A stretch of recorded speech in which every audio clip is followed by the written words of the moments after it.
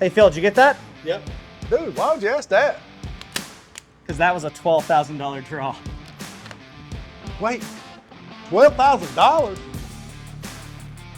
Welcome back to the channel. My name's Corey. And I'm Shane. And we are going to be doing a very exciting review today on a $12,000 EDC, the Mercier Virāgō 24. A $12,000 EDC. Who carries a $12,000 EDC? Sweet. What makes it so special? So this gun is actually built to Marvel-spec tolerances. And what's Marvel-spec tolerances? So what that means, there's a guy who is very sort of world-renowned or very well-known in the 1911/2011 space, and his name is Bob Marvel.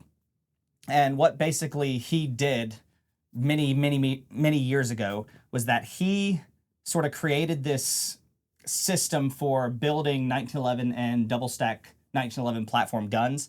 And basically Marvel-spec means that it is built to an exacting, like, sort of mathematical, like, equation. So all of the parts, as how they interface with other parts, they all have a actual number value range that they are allowed to fall into.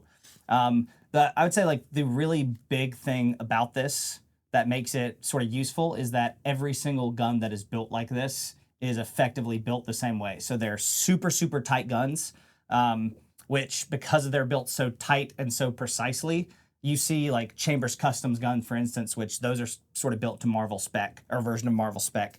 Those will go 50 or 60,000 rounds and lose maybe 2,000ths of an inch, on the slide to frame fit. So it basically is a way to build guns that is pretty exact. So you're not like guessing, you're not building it to, basically problem solve why it's not running. Like, exactly why, because if something falls out of that tolerance range, that's most likely the issue. Gotcha. Okay, Shane, so these are going to be your first rounds out of the Mercier Virāgō 24. Yes, I'm excited. Let's see it.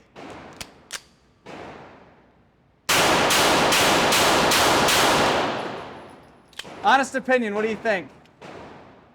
Thing's smooth, ain't it? Yeah. It's smooth. How's the grip? Grip's good. I really nice like and aggressive grip. That's a nice aggressive grip. Okay. That's actually shoots flat in the hand. That's a really nice setup.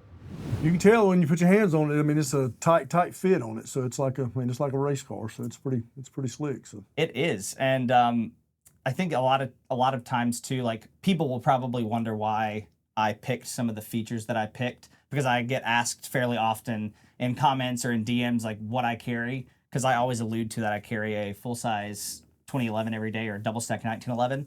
And this gun was actually built specifically for me to my exact specifications. So if there is something kind of odd or something that somebody would be like, that's silly, that's entirely because it's something that I chose and I wanted on this gun. Right. Makes sense. So I'd say let's just dive into all the features of what makes an actual Virāgō package gun. All right, sounds good. So what is a Mercier Virāgō? So that is a package that is done to any firearm in that 1911 or 2011 space by Eric Mercier. So Eric was the most tenured gunsmith at Chambers Custom, which is a super high-end 1911 and 2011 manufacturer. And he left and started his own business where he modified existing guns, basically. And he does a handful of full custom guns every year, like maybe 5 to 6. So they're ultra rare and exclusive. But what he did was I actually sent him my Alchemy Quantico high cap 5-inch, and he built the Virāgō 24 off of that. Gotcha. So I know it's a pretty good little wait list to be able to get hooked up with him. So I follow him on some forums and stuff, some 2011 forums. So I know it's a pretty good little wait list to be able to get your hands on one. So you were fortunate enough to be able to do that. So how long a wait we're looking at for this build? So I would say in general, and there's a couple of reasons for this, which we'll get into, but you're going to be anywhere from 9 months to about 1.5 years. So I had the Alchemy built by Alchemy, and that took about a year. And then I sent this to him for another about 1.5 years. So, and without ever firing a round through it. So I was without this gun once I bought it for about 2.5 years. Pretty good. But it was worth it. And so I guess the elephant in the room of the wait time, because that is obviously, sounds like an extreme amount of time. Why does it take 9 months? So what he actually does to these guns is he improves the slide to frame fit, and he uses a system called AccuRails. Right. And so what it takes is these sort of steel rods in the back of the gun, and they go the entire length of the slide, basically, and they just replace your standard rails. Right. And so he actually sends those out to AccuRail to have them fitted, and so that's just a bit of a bottleneck. Basically a full rail. Yeah, because once he gets the gun back, it's a couple weeks to maybe a month or two of kind of finishing everything off, sending everything out to DLC. So that's the weight, and it's quite extensive to some people's terms. You definitely, I think, in this Amazon day and age, we're used to all buying something and it's there the same day or the next day. So it's definitely a bit of a wait. You have to really want something like this, but I did, and we'll get into all the features that make this Virāgō number 24. Well, you can, like, when you put your hands on it, you can tell like it's a tight fit to it, and the tolerances is crazy. So it's one of those. It's probably worth the wait. So if you're patient enough to be able to wait on it, it's worth it when you get it. So yeah. So let's dive right in. Okay, so as you can see, we are clear. Oh, that just feels good. Now I know you've racked this. How would you describe this slide when you rack it? Oh, it's smooth. I mean, it's smooth as glass. So like I said, when I shot it on the range a few minutes ago, it's actually like a really smooth. You can tell it's precision tolerances, and so it's different when you put your hands on it. Yeah. So you can tell it. And I was very lucky and fortunate to get Virāgō number 24 because 24 is actually my lucky number. So you will see on the slide, or the hood of the barrel there, right, it's got 24 built into it. But what makes this the Virāgō, and what did I have him do to this gun? So first off, I had a couple things done. So I had a custom slide stop and thumb safety made. Right. I also had a Charon Precision grip safety put on this with a memory bump that is stippled. I like the memory bump. I can tell it's pretty and it's really large, so it's one of those where he also tunes this to where basically about here is where the grip safety engages. Okay. So it doesn't engage right here, but I actually can show you guys. So you see... It still works, but it's not... Yeah, so it doesn't work, and then... Gotcha. I barely have to depress that. So no matter, I obviously am really high up on guns like this, so that feature allows me to be super, super high on the gun, but I still am not going to miss that. It's still going to fire. As you see, we have Eric Mercier's signature 3 sort of blood grooves in the top, and this is also stippled. The back of the grip is stippled, and you can see the AccuRails right there, or the back of the slide, excuse me.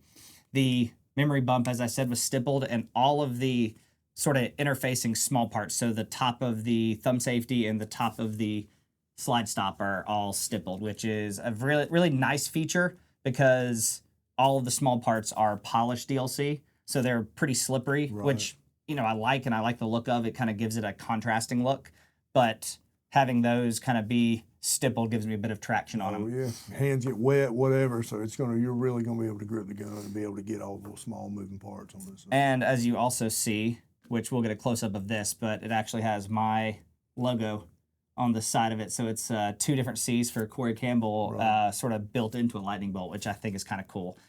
And of course, because I've told you guys, I love my gold beads. No, God, please, no, no! Has a gold bead front sight. I love my beads. And obviously I outfitted this with an X300 turbo and an RCR, which I think is my favorite optic at the moment currently. And then we cannot forget about this super, super aggressive grip. The grip is awesome, so I like the grip. Yeah, so this is actually done by Agency Arms. They were kind enough to do a MJD Solutions grip for me with his magwell. So what do you think of the grip? The grip Tell me about awesome, that. son. I'm telling you, like it's extremely aggressive. So when you put hands on it, I mean, it's not going to slip. Your hand's not going to move. It's not doing anything. It's actually, it's really aggressive, and I'm an aggressive grip, even like carrying concealed. I like that aggressive grip. So I really like the grip. So I'm really impressed with that part of it. And like I said, I carry this every single day, no matter what I'm wearing typically. So, I don't think it's too aggressive. Surprisingly, it's sort of directional stippling. I would say. Right. So like on my skin, it's not really rubbing the way you would think it would rub. But what would you say that looks like? Because I know what I think it kind of looks like, but I'm curious what your opinion is of it. It's kind of got that star kind of pattern. I don't know. It's kind of a I don't know exactly, but it's pretty neat. Yeah, so they call it their armor stipple. Okay. But I kind of think it looks a little bit like dragon scales. It kind of does. Yeah, A little it bit. does. And it that same kind of like good texture, but it don't hurt your hands texture. Like it's a weird 100%. thing, so. Okay, so let's talk about the trigger now. Okay. So what do you think of the trigger? I know when I first started shooting it, it took me a little bit to get used to. It takes a little bit to get used to, like getting used to the reset and stuff on the trigger, and like when the trigger's going to actually break. It takes a little bit of time to get used to that. So. Yeah, so this is actually an Everglades trigger, which their triggers are very oversized to fit into kind of Marvel-spec style guns. Right. Because the trigger has 0 side-to-side or up-to-down movement. Wiggle in it, really. But it moves completely free. Right. But I think, too, like because it's so tight, when I go to pull on this, I almost feel like that's where the wall is. Right. And it actually has tiny bit of a pre-travel roll to it. So that took me a little bit of getting used to, but now, I mean, we saw in the accuracy testing that I think you cheated technically because I didn't heckle you while you were trying to shoot it. Hey, I'm old. I need some kind of advantage, you know. What do you say we do a one-shot accuracy test at 15 yards and loser buys lunch? Sounds like a plan. I guess I'm getting ready to buy lunch. We'll find out. I'm gonna go top right. Hey, take your time. Do not Don't get in my head. Yeah, don't. Look what you made me do. Don't slap. Don't slap. Where you at? Top right? Yeah, you can go top left. Top left. Don't do what I did.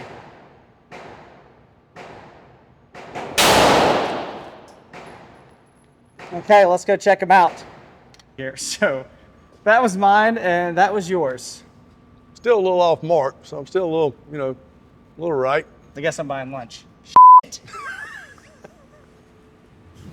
Okay, and since this is my everyday carry, I'm carrying a 5-inch double stack 1911 with light and an RCR on the top of it. Is not exactly a walk in the park. So we're going to kind of run you through how I carry. And obviously this typically will kind of go for any type of carry, even smaller guns. I think the two biggest things are going to be holster and just what holster you pick, as well as the type of belt. So you typically want a pretty stiff belt. And Shane can kind of go over exactly why that's really important, because you see way more people carrying in various ways than I do. Right. So we're actually going to pick out a very good belt. So we're not going to, that's one major part we're not going to skip on.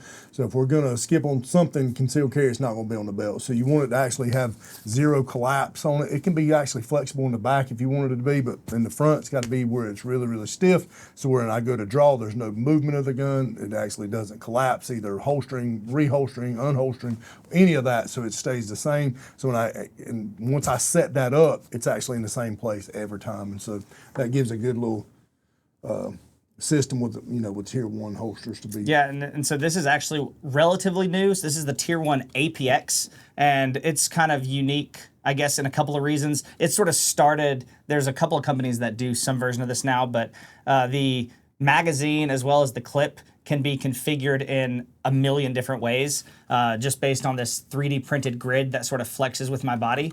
But the other cool thing is it has stacks on both sides, so that when my very stiff belt is pushing into the gun, basically, it kind of pushes both the magazine and the butt of the gun into my body. So it kind of makes it significantly more concealable. And I also have a tier 1 concealed small wedge just to push that off of my sort of just skin a little bit so it's not kind of digging into me.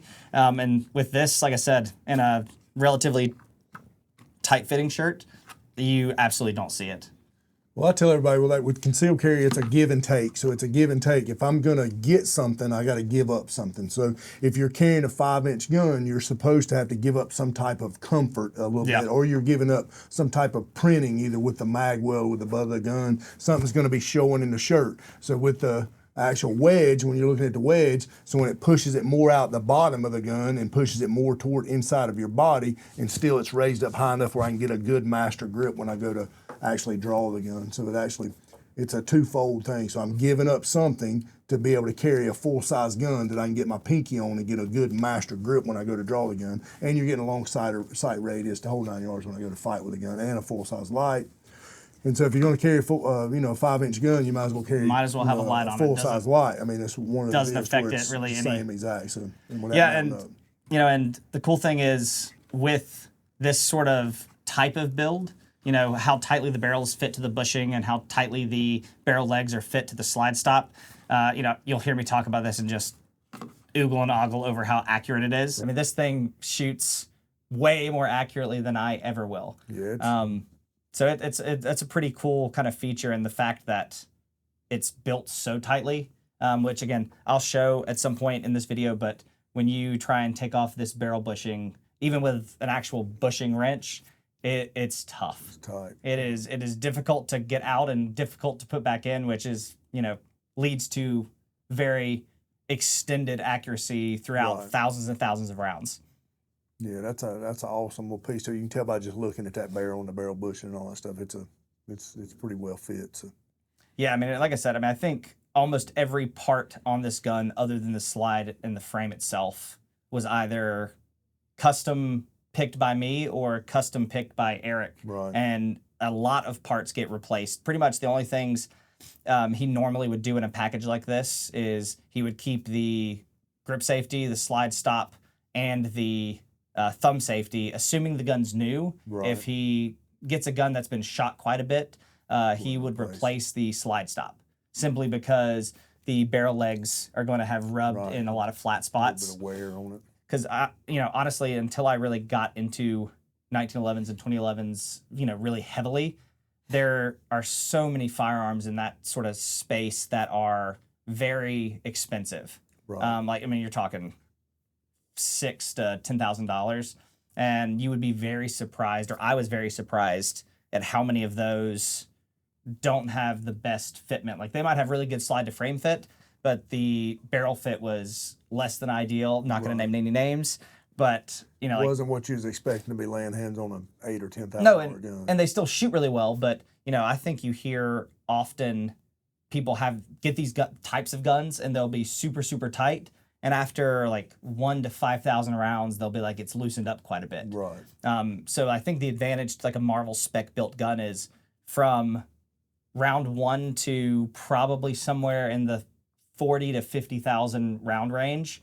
It's still going to feel exactly the same. And even at, I think Joe Chambers did a review of one of his guns that had, I think, around 50 or 60,000 rounds, and it still had only lost 0.02 of an inch, which is absolutely nothing. I mean, that's still, I think, about the size of a human hair on each side.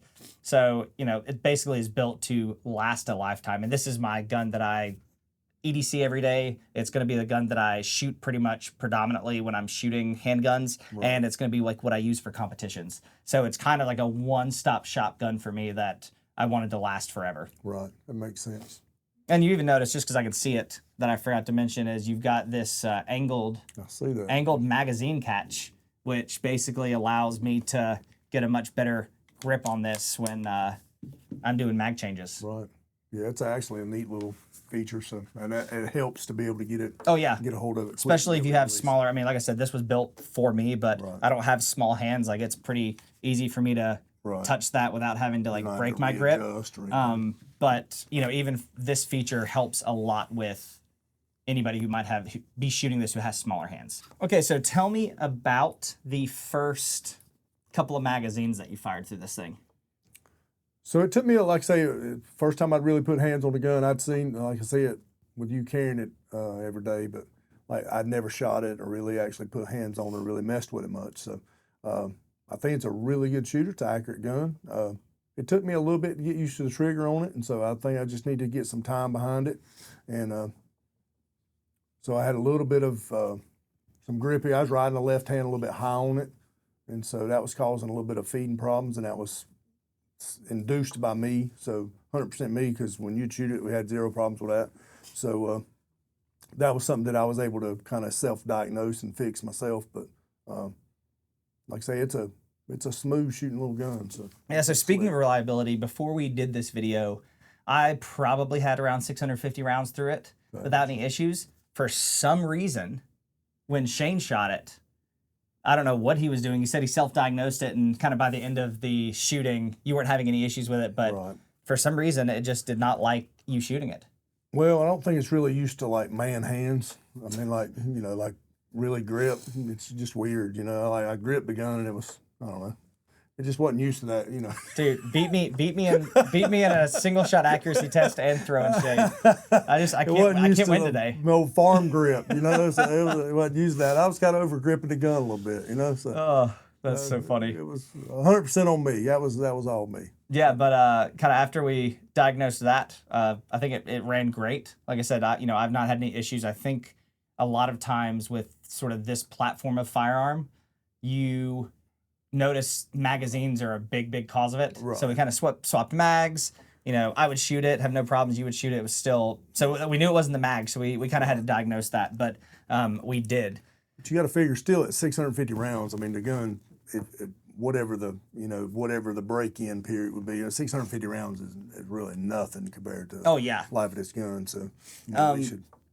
And so I would say like a big probably question that people will ask seeing this gun is, why did I pick the base gun that I did, so the Alchemy Quantico high cap? Because he does Virāgō packages on pretty much any 1911 or 2011 you can send him, or double stack 1911. And I think because like when you look at this thing, it looks like a classic 1911. It has that, you know, old style kind of feel to start with. You know what I'm saying? So that's kind of totally. Like, and it looks different than you know, some of the modern everything on it, whatever. But it kind of like reminds you of the old 1911s. And, you know, and you see a lot of these style firearms, and they almost look like spaceships. They have so many cuts and ports and random cuts and stuff in them. Right. And this just had a super classic, like a genuine, like looks sort of like a 1911 until you realize that it's a thicker grip.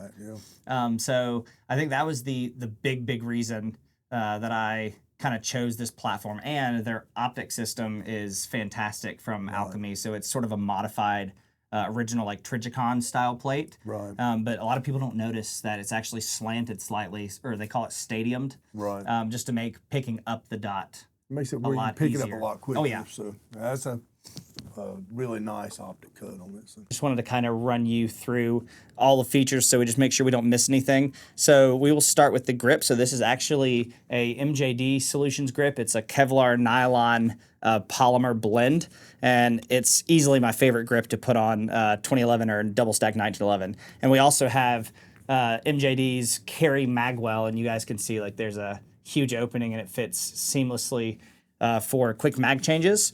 All of these small parts are stippled, which you'll kind of see in some of the B-roll, as well as the memory bump of the grip safety is stippled as well and has little sort of blood grooves in it just for kind of a cool touch. You've got blood grooves that go on the top as well as a French border, and this entire gun is sort of a dark gray, looks almost black, but sort of a dark matte DLC. And like I said, all the small parts are polished, so it gives it kind of just a unique sort of tuxedo contrast, as well as we will talk about and or have already talked about, the gold bead front sight, just because it's kind of an old school classy touch. And that is the Virāgō 24.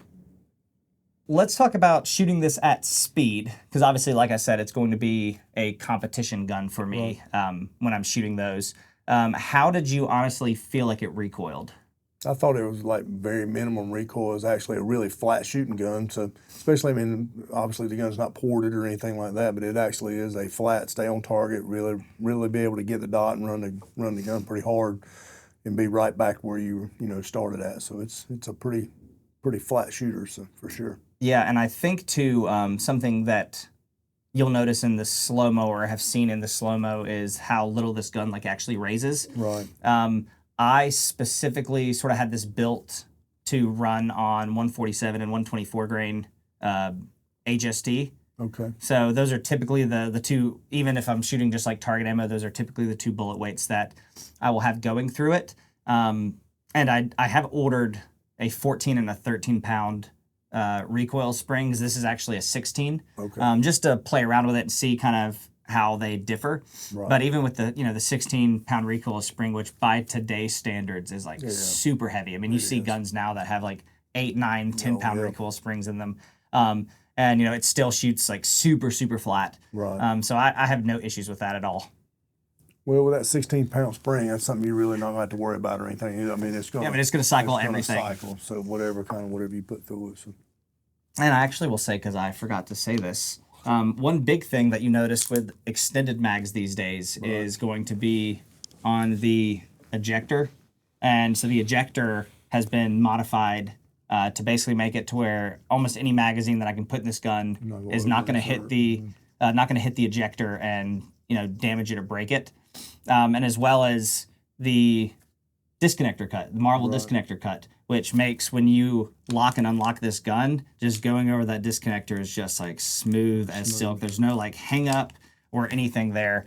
So yeah, like I said, this gun was built specifically for me to my specifications, and that is my EDC. And here's the real question: would you carry a $12,000 EDC?